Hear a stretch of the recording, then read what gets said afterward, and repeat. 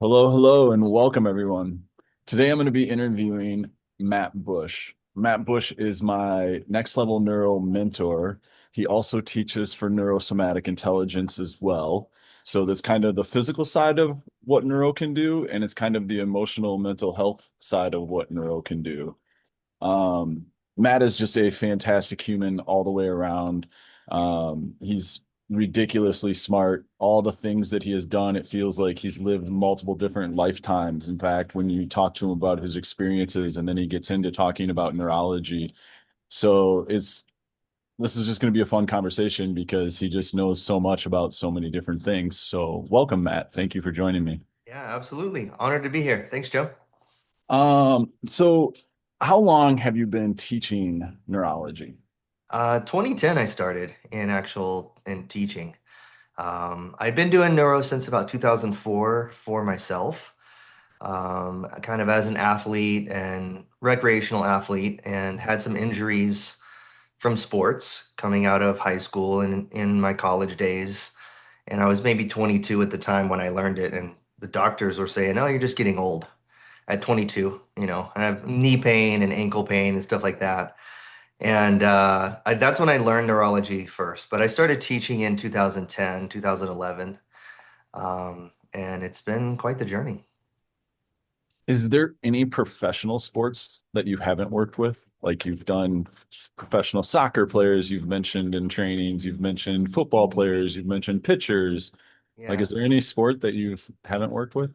I haven't personally worked with a lot of winter sport athletes, like downhill skiers and ski jumping and slalom and moguls and all those kinds of like winter sports because I live in Phoenix. I've always been a Southern California, Phoenix, and I grew up in the Southeast United States, so not a lot of exposure to snow. But besides that, like it's been a cool journey because neurology can help so many different types of athletes, and whether they're looking for pain relief or injury rehab or performance improvement, it still applies. So I've been very, lucky and blessed to be able to work with so many.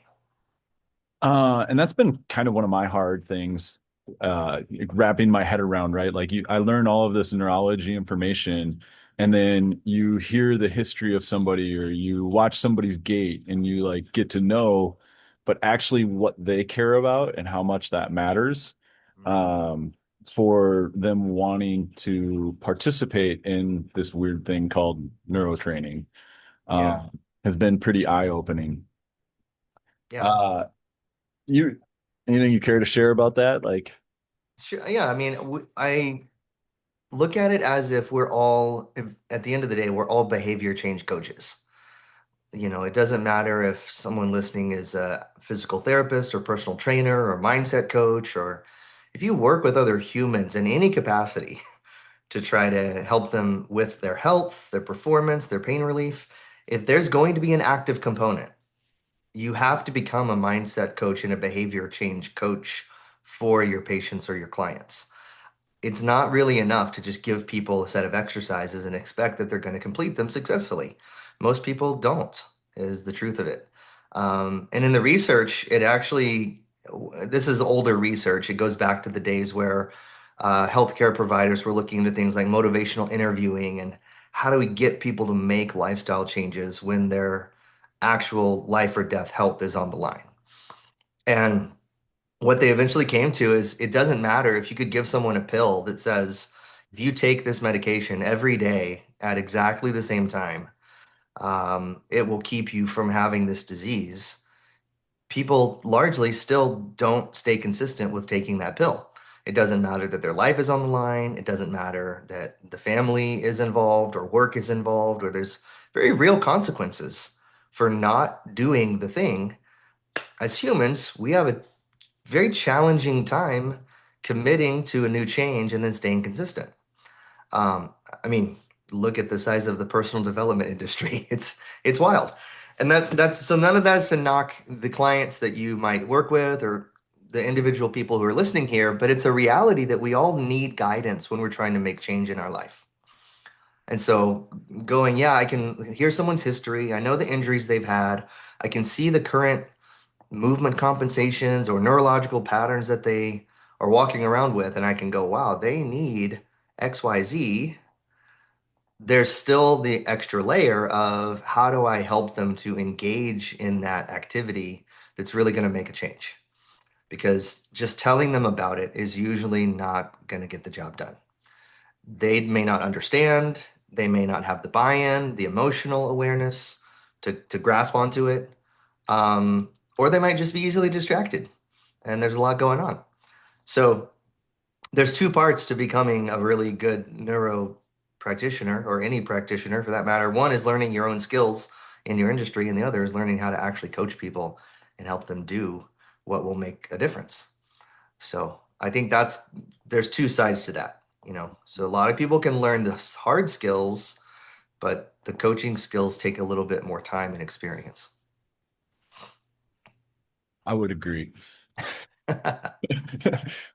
Um, for if somebody has like their knee replacement Yep. and you talk to them about neuro training and they think, I don't have mental issues. I don't have brain issues. How do you help relay to them that their knee pain is still a brain component to it? So I'll kind of condense it a little bit, give you the short version, but I start at the very beginning of the conversation with them saying your brain and your nervous system's number one job is survival. It's trying to keep you alive. And it does that by watching what's going on in the environment around you and what's happening within the environment inside your body. And it's looking for threats, anything that it perceives as danger that it thinks it should protect you from. And so it could be an external threat in the environment, like a loud explosion or a weapon or a vehicle that's kind of driving weird.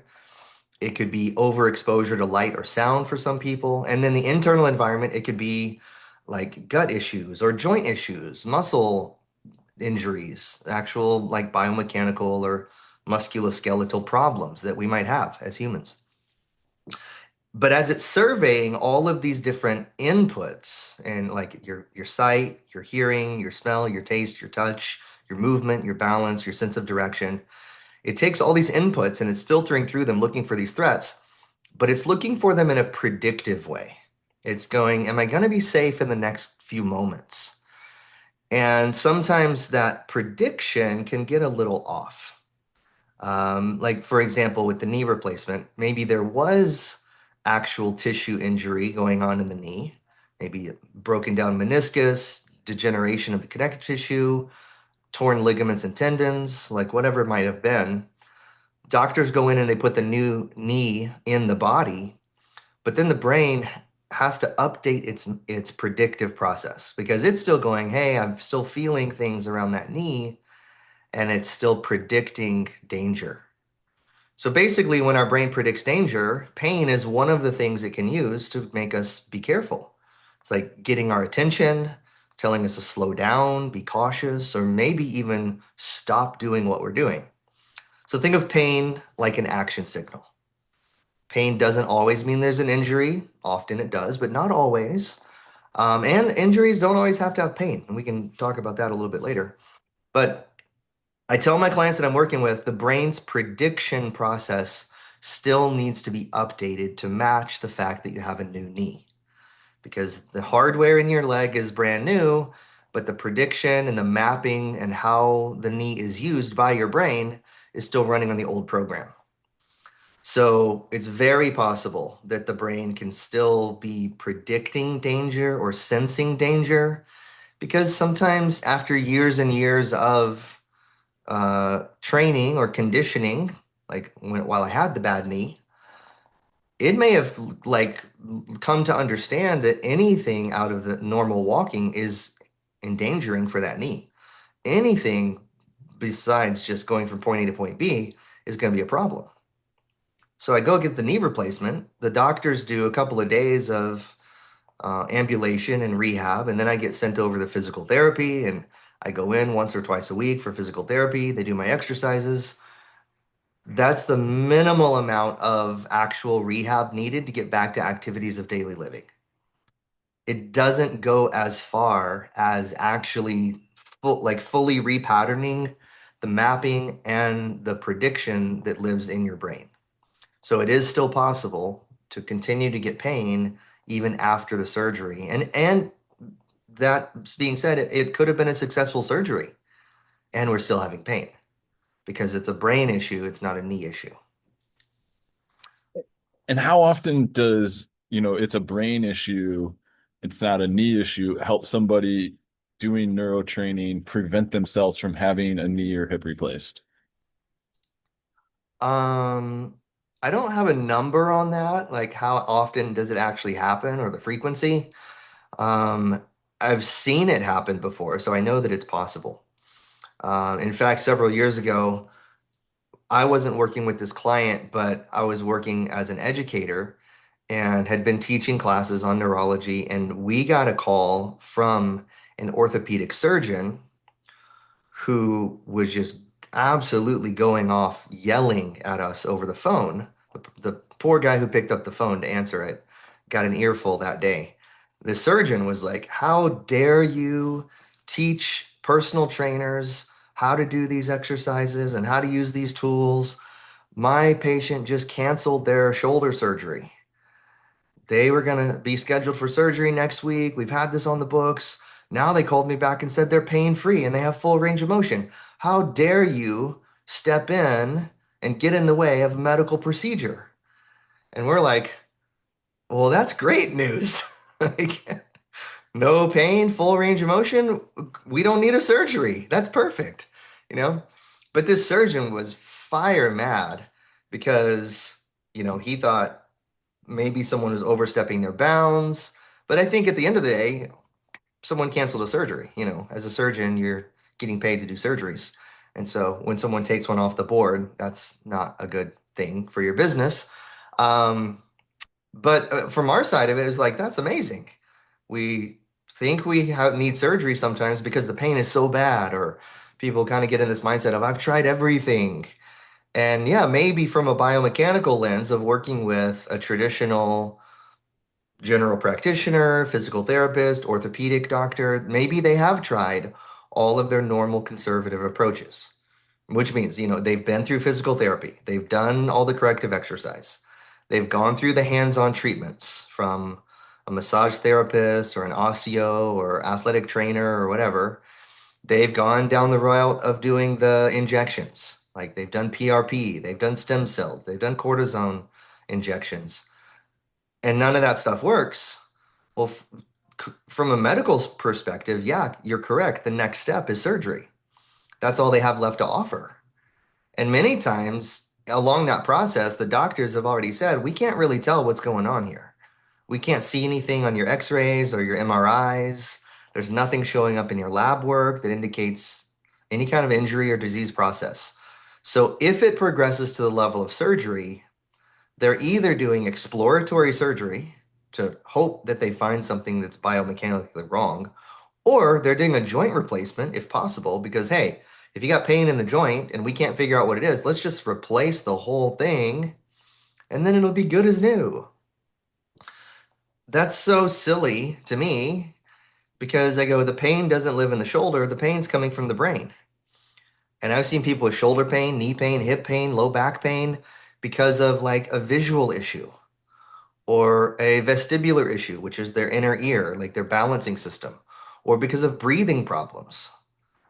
So there's these other neurological systems that can create so much threat or perceived threat for our brain and nervous system that it goes, you know what? I'm not seeing the world very well. I'm not balancing very well. I'm not breathing correctly. So therefore, I need to slow down or stop all of your movements that would be too big to handle, too fast, too quick, too off balance. I need to cut all of those so that you'll stay safe. And basically, the brain kind of becomes overprotective and it starts to give pain from one of those other systems and it shows up somewhere in the body. I just last week I worked with a client who has a right shoulder pain, bordering on frozen shoulder, And come to find out, there are some severe visual problems going on. And as soon as we started to work on the vision, the range of motion in the shoulder began to improve. Like, well, she's sitting there going, that's a weird connection. Why would my shoulder be connected to my eyes? It's like, well, it's not a direct connection. It's a protective response at the shoulder to brace and hold more tension because your vision isn't working as well. So that type of thing happens all the time. Multiple times in my career, I've seen people be able to avoid surgery by working through their neurology assessments and tools and not just assuming that it's a biomechanical problem. And this really, I mean, this was for me. The more I did my own training, the more I noticed that if I'm spending too much time looking at my computer, I'm spending too much time looking at my phone, I have to do out visual drills, in the outside areas because my vision has just been too locked in here. And I find that out when my shoulder pain and neck pain starts to hurt. So I can totally speak to that as an example. And in learning this and then creating the neurospine and posture program, it was just so fascinating to understand how much our posture relies on our vision and our vestibular systems for, having what chiropractors call good looking posture, right? Yeah, I mean, I would put the number about 90% that it's relying on vision and vestibular, not just muscle activation or muscle tone, because your vision and your vestibular system set the muscle tone. So it's like a chain of events, right? And if you are working with a professional who's trained in that musculoskeletal biomechanical world, they're going to look at posture as it comes from the muscles or the connective tissue, like the fascia. But that's kind of where their investigation ends or where their education ends. It didn't dig a little bit deeper to say, but why is the muscle that way? Or why is the fascia holding that tension? What's causing that? And I explain it to our students and to my clients by saying your muscles and your fascia, they don't get to decide like what muscles are going to be tight and what muscles are not going to work correctly. They don't wake up in the morning, they don't have little brains inside of them like I'm going to work my ass off and I'm just going to go drink, Mai Tais by the pool. They don't get to decide. All muscles and connective tissue is told what to do by the nervous system. And so when you dig into that and go, why are the nerves facilitating these muscles? Why is the nervous system driving this tension through the fascia? You run into like not only the actual nerves themselves, but the program that's running within the nervous system, even behind that. And go, well, the actual like postural tone of the body should be set by your vestibular system orienting to and opposing the force of gravity. So if the vestibular system starts to struggle with it, like its calibration of where am I in space or its overall level of activation, and that could happen from like head injuries, car accidents, whiplash, viral infections that could affect that system. Even many medications have an adverse effect on your inner ear. So a number of things can cause the system to start to uh, downregulate or have deficits. And when those deficits show up, now the system can't control the muscles to be able to oppose gravity. So you end up with poor posture. And if you go into a chiropractor or structural integration specialist or osteopath or someone who works with posture regularly, they're probably going to look at your structure, maybe your x-rays. They're going to look at muscle tone, but they don't usually dig deeper than that and go, well, what is happening with your vestibular system? What's going on with your visual system? What's up with your brainstem and the areas there that are supposed to be driving postural tone? And without addressing those, the deal is you can go back and do treatments and therapy again and again and again and again. But it's kind of like trying to make your car drive faster by changing the paint color or maybe changing the tires and getting new tires. But you're not addressing the engine that's driving everything when you do that. You're only looking at the artificial or the surface level uh, controllers, not the thing behind them that's really driving their activity. So from the chiropractors that go through your program and learn from you, like what have you learned from them about how their business changes when they start to look at the vision system and the vestibular systems?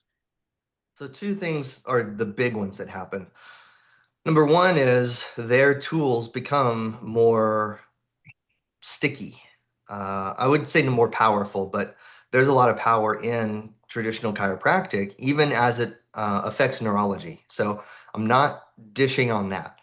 But the issue with traditional chiropractic is that once the client gets up and starts moving around again under the effects of gravity, using their eyes, driving around the world, walking, going up the stairs, these activities of daily living, if they have a visual or vestibular deficit, then the work that the chiro did with them usually does not stick. So by addressing these higher order neurological systems, like they're higher in the hierarchy, your nervous system cares more about them than the downstream alignment of different joints or the cerebrospinal fluid or the glymphatic drainage or the nerve and muscle positioning that's affecting tension. All of that stuff is legitimate to address. But if it's being driven by a visual or vestibular deficit, and you can begin to include working on those with your practice, now all of your tools become more sticky and more powerful. They have a longer lasting effect. The clients are happier. And what we've seen from neuro-based chiropractors is that their client retention increases and their referrals go up. So them taking on more education actually helps the business because people stick around longer and they refer more folks in. So it begins to change the actual success level of the business, and they gain this reputation as like this is the person who really listens to what's going on. They dig a little deeper. In the chiropractic world, we would say they're not just the rack 'em and crack 'em kind of chiropractor.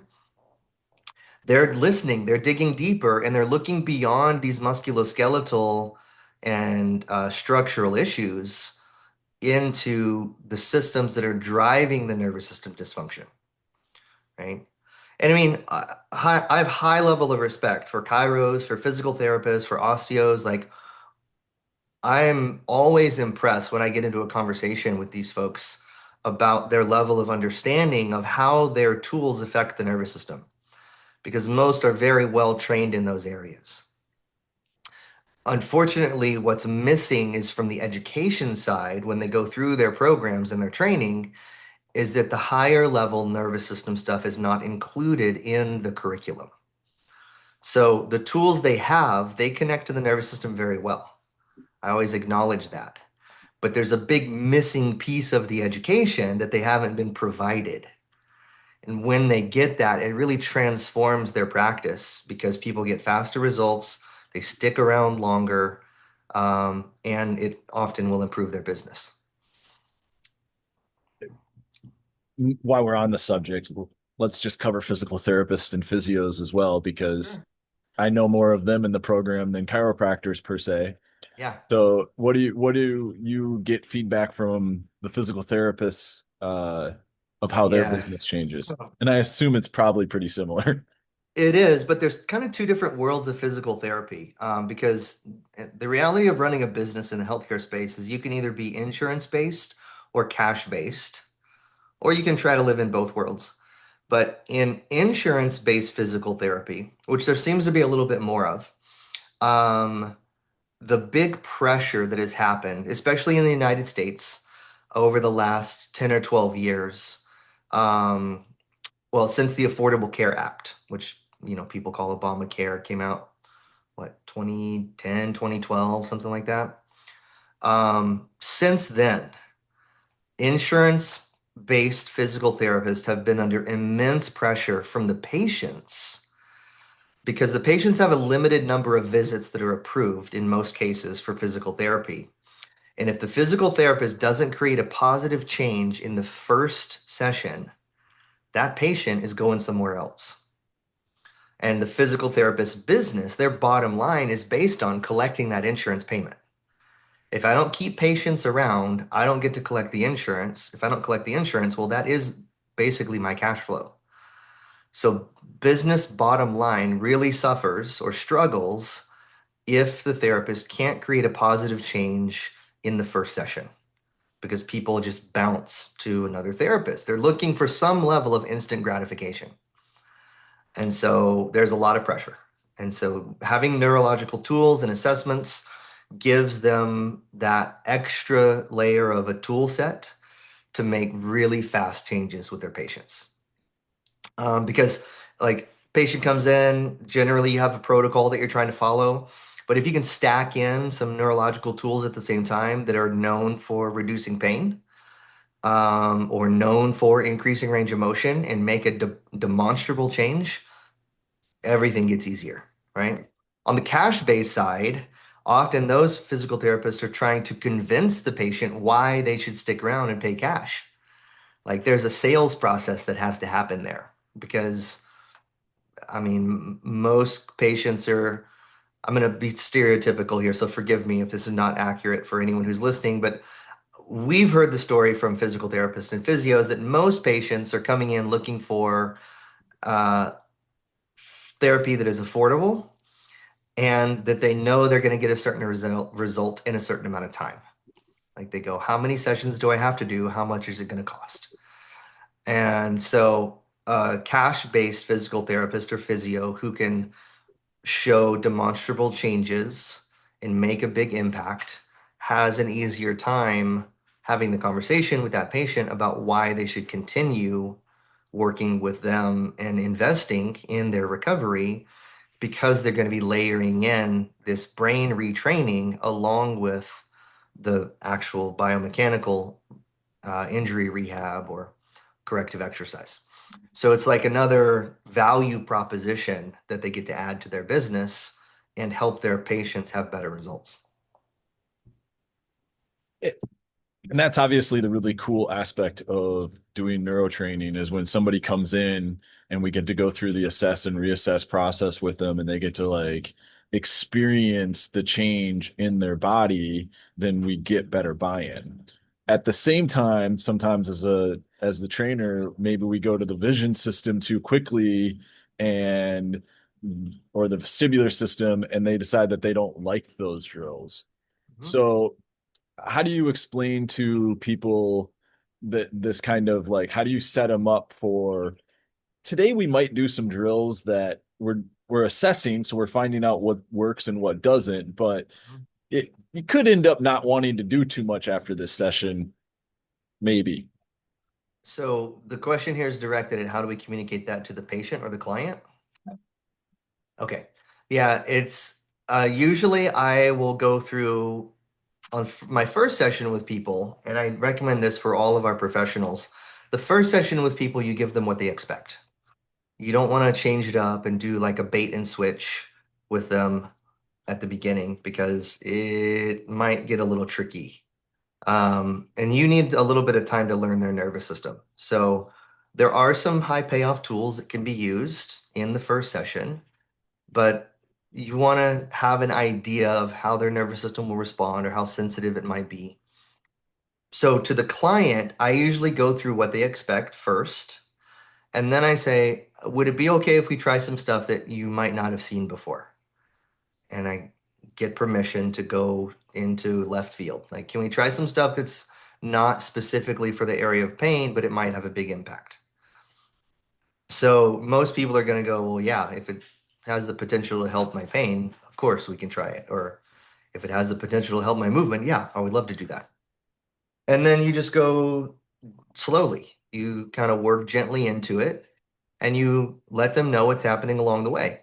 So, one of the things that we teach is how to observe for the small threat responses before they become big threat responses. So, if I'm in the middle of a tool with a client or a patient, I want to be able to stop that exercise or drill or tool before they start to feel nauseous or before their pain increases or they get a feeling of anxiety. There are some like pre-activation cues that will happen.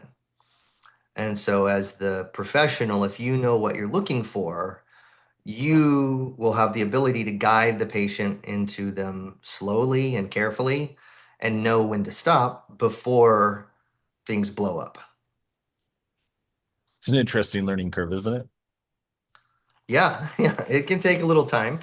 And the truth is, having a more professional skills, more experience in the real world does help because you've seen thousands of patients or clients over several years, and you already have an idea of how people typically respond. For someone who's coming in brand new, that can be a little challenging to learn how to watch for those. In the beginning of the call, I kicked it off by introducing you in the neuro world from a physical space. Like we just talked about chiropractic and physical therapists, and Yeah, it was really, personal trainers was kind of like a big idea when you guys got launched. And then you also work with neurosomatic intelligence and helping people understand from the mental health space. yeah, And then when I asked you about the knee example, you said, does this emotional and mental, or is it physical? And it can kind of be in these different spaces. And then I've really learned being in next level neuro how the feelings and the mental aspect of it is pretty much a constant symptom to pay attention to. okay. So it is that how often when you're describing this work with someone, do you just kind of focus on the physical? Do you just focus on the mental? Do you try not to get into explaining it to them? Um, like what I guess my big thing is I feel like as I've learned these tools and I've navigated what I call neuro navigation as figuring out these different areas, is I just find it to be more helpful to notice my own symptoms. Yeah. So when you're working with a client, how do you work with them for helping them kind of start to see this and understand it for themselves so they develop their own awareness for this? Yeah. So I always come back to, why is the person here to see me? Why are they in front of me having this conversation? Um, and I tailor my explanations or my questions to their specific need, right? So if someone comes in and they have a pain expression that we're working on, like a physical pain, then I'm going to mainly live in that world of explanation of why do we have pain. And I might draw in a little bit of how emotional or psychological stress can add to the perception of danger, and it can affect how much pain we feel, but it may or may not be the primary driver. On the other side of the spectrum is someone who is wanting to work on their anxiety and their mindset. And maybe, or I have a client right now who's working through levels of grief. And the thing is, the nervous system is in control of everything that happens inside of our body and inside of our head. So every thought we have, every feeling that we experience, every fear, every insecurity, oops, every protective response, whether it's an emotional response or a psychological response or a physical response, it's all coming out of our brain. And so it can be really valuable with these clients where we're working on more of an emotional or mental health issue. Number one, I always am clear with them that I'm staying within my lane and I'm not a counselor or a therapist. We're not trying to address these things the way that a psychologist would. That's really, really important. What we're trying to do is address the nervous system itself so that it has the choice to calm their emotions or their thoughts. And so we'll work not on trying to control the emotions or specifically talk through the emotions. It's not cognitive behavioral therapy or, um, like specific trauma work with people. Instead, because of my licensure, it's about how do we address the brain that is in control of those things? And so we'll use a lot of similar tools to the person who's in physical pain when I'm working with the person who has anxiety to go, how do we calm down the brain's protective responses? How do we make it perceive that it's not actually in threat or that the threat response is a little overactive or oversensitive? And while we'll have the conversation about the emotions are an output that the brain is using to try to protect us, when we go back to working on and asking, well, what inputs do we need to provide to help the brain feel safer? It's usually the physical inputs, either some type of sensory input, a breathing tool as an input, visual, vestibular, maybe some exercises that are targeting certain brain areas, brain regions. Um, but it's using this essentially kind of the same tool set to address the nervous system that's underlying all of these outputs that the person is having. So, all that is to say, when someone's in physical pain, we mostly talk physical neurology and bring in a little bit of emotion. When someone's in emotional distress, we talk about the brain as the driver of emotions, and then we address the brain. We don't try to, pretend to be a counselor or a psychologist or something and talk to them on that level, because that's not the lane that we're in. We're doing brain training with people, not therapy. So it's an interesting conversation, and it does take a little, you have to know how to hold those boundaries. But both types of clients can be really impacted and helped successfully by focusing on the nervous system. And neurosomatic intelligence is just basically opening up this toolbox to the practitioners who work with the licensing from the mental health side of things.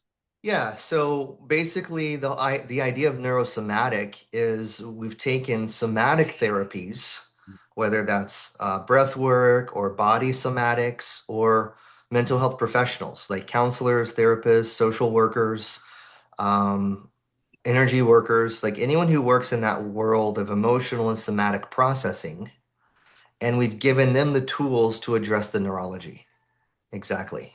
So that is an education program that's targeted more toward mental health professionals and those who work with somatic and emotional expression, where next level neuro is more targeted toward people who work with physical expressions, like physical therapists, physios, chiros, osteos, personal trainers.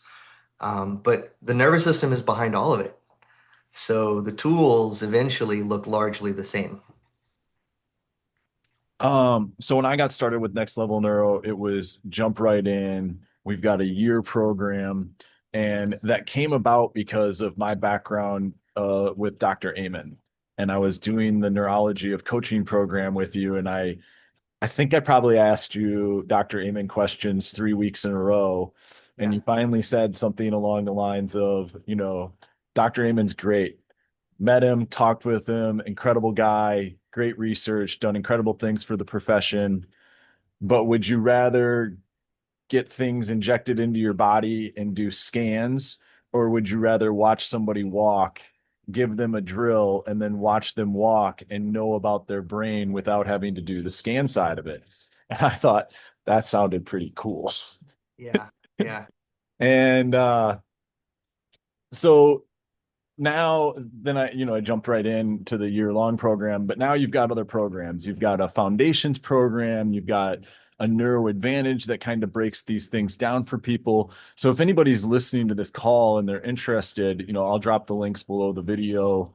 But walk them through neuro advantage, foundations, maybe the strength and conditioning program before they might decide that they want to jump in for a year commitment. Yeah, absolutely. So, like a lot of online companies and education companies, we have kind of like choose your own adventure style courses. So, the starting place is called the Neuro Advantage, and it's a $37 product that is really easy to get started with. But it takes you through the framework that we use for all of our education in Next Level Neuro. So, you really get the benefit of learning the framework first before you start trying to insert random tools And what this helps with is it avoids the problem of I just need to throw the spaghetti at the wall and see what sticks. It kind of walks you through the paces of here's the order of operations. If you're going to train your nervous system to reduce pain, improve performance, increase your movement, reduce your anxiety, these are the steps you need to go through. And it uses a ladder as the actual model for the framework. So you go step one, step two, step three, four, and five. So that's the place to get started if you've really never done any neurology education before, because having that framework at the very beginning is super valuable. Once you've hit that one, the next program is called the Fundamentals of Applied Neurology. So it's kind of the foundations course that you were talking about, Joe. That's a self-paced study. It's about 12 hours total of content that walks you through how to actually assess their sensory system, movement system, breathing, vision, and vestibular for the inner ear. And then it talks you through how to integrate those and how to begin training them. So it's like kind of like the survey course. If you ever took like a, world history 101 or English 101, kind of the overall survey, that's what that is. And it's online. It has some self-paced quizzing to make sure you're actually learning the information. And there's a forum and conversation portal that goes along with it. And so that's a great place for professionals to really get started because they've already kind of got the understanding of how the body responds to treatment or therapy. And they've been doing training and work with clients or patients. And they're like, okay, but I just want the neuro tools. Fundamentals would be the place for them to jump in. Um, and then those both progress to work toward the 1 year mentorship program that we still offer. Now, there's some accessory stuff like the strength and conditioning program is basically like a brass tacks. If you're on the floor in the gym and you need to know what drills will help your client with this exercise, that's the program that breaks that all down. And then we've got some other specialty classes like a vestibular master class for those who work with balance and posture. We've got a posture series for those who are actually training posture. So if anyone is kind of wondering, like, I don't know that neuro or fundamentals is best, reach out to Joe or you can reach out to us at office@nextlevelneuro.com and we can guide you on that. Awesome. Awesome. Awesome. Thank you for breaking that down. Um, is there if somebody wants to just get in touch with you directly, like I had my mom work with you, Yeah. how would you prefer they get in touch with you? Again, just that office at Next Level Neuro So email? yeah, if you want a direct connection, that's the best way to do it. I also monitor our Instagram chat. So if you're on Instagram, you can catch us at Next Level Neuro. It's just all one word. And if you want to just send us a DM, I monitor those as well as our team, and we're happy to get back to you that way. So Instagram or email are definitely the best ways to find us. Okay. And then before I wrap it up and let it go, one of the other things, links that I'll put below is like um your your series where you walk people through examples. Yeah, the I'm case black study series. case studies. That's what I was looking for. Thank you. Yeah, So there's the case study series, so you can see kind of how some of this is applicable as well. yeah. Is there a fun case study that maybe pops to mind that you've been working with that you want to share as we wrap this call up? Oh man. I guess it would be one or two of those that are in the series that they generally come to mind for me. So I'm glad you're going to link that series. It's about 8 or 9 case studies that we went through presenting on how did the person come in, what was going on, what did we focus on, and then what was the end result. The very first one in the series is about a young lady named Torin who had spinal surgery for scoliosis about 5 years before we met her. And the doctors all promised that the surgery where they went in and they put 2 titanium rods next to her spine and screwed it into the vertebrae so that her spine was straight because her scoliosis had gotten pretty severe as a teenager. Doctors promised that it was going to fix everything, her pain was going to go away. And unfortunately, after the surgery, she ended up in more pain than even before. And so by the time we met her, she'd been through about 5 years of chronic pain. Much of that spent in bed, unable to move, unable to go to school. And so sitting down on a Zoom call with her, I was getting to know her and her mom was there too. And I said, "Has anyone ever worked on the scars from the surgery? Because in order to put these rods in, they have to cut through the tissue in the back and kind of open everything up." I said, "Has anybody ever worked on the scars?" And they kind of looked at each other and then they looked at me and they're like, "What are you talking about?" And I was like, "Whoa." Like, one of the things we know from our neurology study is that scar tissue is always considered a potential source of threat or danger because there was a major injury that occurred that caused that scar tissue to be formed.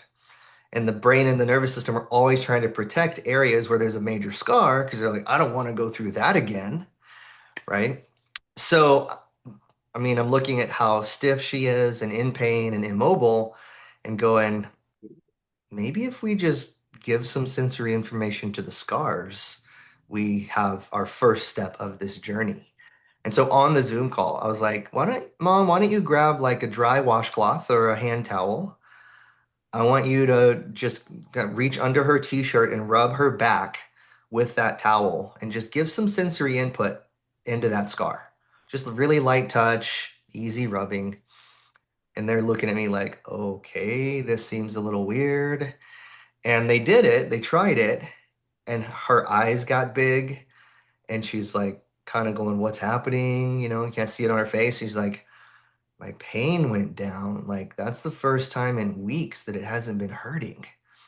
And she started crying, and like, it was a big emotional moment. But that little snippet of information for her brain, number one, made a huge difference. But number two, like, I couldn't believe almost, although I can, but I almost couldn't believe no one had ever looked at the scar. And I know some physios and physical therapists and hands-on practitioners, they do scar work, but often that's with the purpose of going in and breaking down scar tissue, like deep massage or scraping and like these kind of techniques. Sometimes all the nervous system needs is a little bit of sensory input, like a little information to feel safe again. And then it can start this process going of going, oh, maybe there is hope. Maybe there is a possibility for something to change. And so, I mean, her case always sticks in my brain as like one little piece of sensory information made all the difference. So, those of you who are watching the podcast, check out the case study series that Joe will link. Torrens is the first one in the series. And then there's 8 more stories just like it that are just amazing results of working with neurology. Awesome. I also just realized I'd be doing a disservice if I didn't give you an opportunity to maybe get on a soapbox because I like it when you get on your soapbox. Um, Neurology has been around, applied neurology, this aspect of things has been around since about 2000. Yeah, And, it typically takes the medical system at least 20 years to kind of get on board with changes that they start to see developing in alternative spaces. yeah. Um, so we're how long before you think neurology training, do you think that'll even be the right words that people will use, will become more of like a mainstream avenue that people seek out the professionals that you train? Well, it's already happening for one. Um, and the thing about, neurology being around since about 2000, you're correct on that. But it's kind of, even within the world of applied or functional neurology, it's kind of been discovered in different phases. So the very beginning stuff was like basic sensory and movement inputs and breathing drills, and then some vagus nerve work. And we're hitting the 20-year gap, and now vagus nerve is everywhere, right? And breath work has been everywhere for at least the last 5 years or so. Obviously, it was around before that, but it's kind of been popularized. Neuro has become a buzzword over the last 10 years. But the application, just because you have a buzzword doesn't mean you necessarily have the application. The stuff about the visual and vestibular system, I would say that didn't start to crystallize until 2008 to 2010. where it could be really well defined and taught in a way that it can be put in the hands of frontline health and fitness practitioners. Um, and so we're still within the 20-year gap. Like we're looking at, maybe 2 to 5 years until that hits the more widespread cultural audience and the practitioners who are out there. So certain parts of neurology are being adopted very quickly. Certain parts people don't even know that they exist. And so I think what we're trying to do and what is the real value is creating practitioners who have a very broad understanding, because the traditional model has been to go very deep, like saying, I'm a orthopedic specialist. And this one always kind of blows my mind, but just because you go to an orthopedic surgeon, you might, schedule an appointment, have a 3-month waiting period, finally get there, and they go, "Oh, you have a hand injury? I only work on knees." And people saw this with neurology too, especially around the pandemic and long COVID. People were sometimes waiting 6 months to get in to see a neurologist because their cardiac assessments had already been cleared, their pulmonary assessments had been cleared, all the scans are clear. So their general practitioner and their pulmonary specialist are saying, it's not your lungs. You need to go see neurology. So they book a neurology appointment. They wait 6 months. They go in, and then the neurologist says, "Oh, I don't work with functional issues like long COVID. I only work with, this one little part of the brain." It's like, why am I here? You know, the medical world and the healthcare field has gotten so specialized in many cases, and everything is kind of siloed apart. Like, I do this and they do that, and this person does that thing. What we need in our health fields is more of a broad and general understanding of how these systems actually work together. And I think that general approach, which is more holistic and more functional, is probably within the next 3 to 5 years of really blowing up and getting a lot more popular. So it's coming soon. So what I found in doing it is how much more I know about my own neurology than I can seek out the professional that like I want their support. Yeah, And, absolutely. and have you basically found the same thing in all of your years of doing this work yourself? Yeah. Once you understand the general aspect of the different systems and how they work together, you can begin putting the pieces together and going, okay, we can basically eliminate this option or that option and narrow it down to what is the help that we really need. And it leads you more quickly and more directly to practitioners who are not in the basic medical field. We're not talking the American Medical Association. So away from hospitals, but more toward the practitioners who have the knowledge to really make a difference through something other than pharmaceuticals. And that's what I choose when I can. And so, yes, it has made that a lot easier. Is there anything else that you'd like to add before we close? No, I appreciate being here. This is a great conversation. Happy to share this with you and with your audience. And I'm looking forward to you folks learning more about neurology. Thanks, Matt. Appreciate you. Thank you.